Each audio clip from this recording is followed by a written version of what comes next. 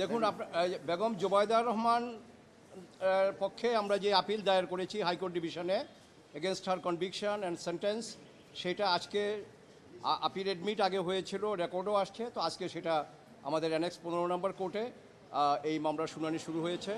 এবং my friend mister Zakir Hossain Bhuiyan উনি সকাল 10:30 থেকে এক নাগাড়ে এই মামলার সমস্ত এজাহার, চার্জশিট, জাজমেন্ট, সাক্ষী নকল সমস্ত কিছু উনি কোর্টকে পড়লেন। পড়ার পরে I was assisted as senior with my friend Mr. Ruhul Qudus Kajol and Barrister Kaisar Kamal and whole the defense team who were with me.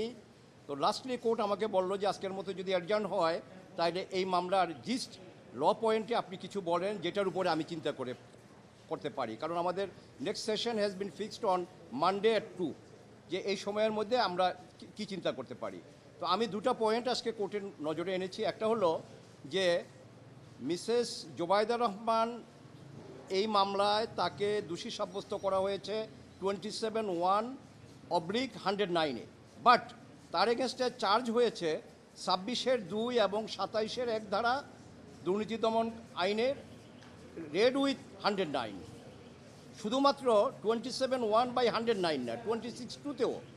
তো আমরা বললাম যে যদি তাই হয় তাইলে as principal accused she face the trial, তার ট্রায়ালটা তারেক রহমান সাহেবের মতো আপনার প্রকৃত মানে আপনার প্রিন্সিপাল অ্যাকিউজ হিসেবে হয়েছে।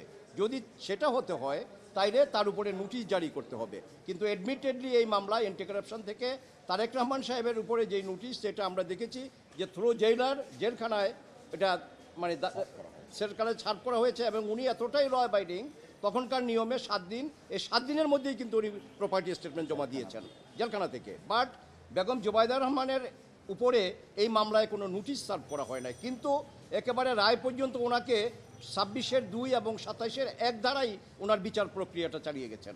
কাজেই এই যেই বিচার হয়েছে তার এগেনস্টে উইদাউট সার্ভিং নোটিশ এটা ট্রায়ালটা ভিসিয়েটেড হয়ে যায়, এটা আইনত রক্ষণীয় না, এইটা আমরা বলেছি।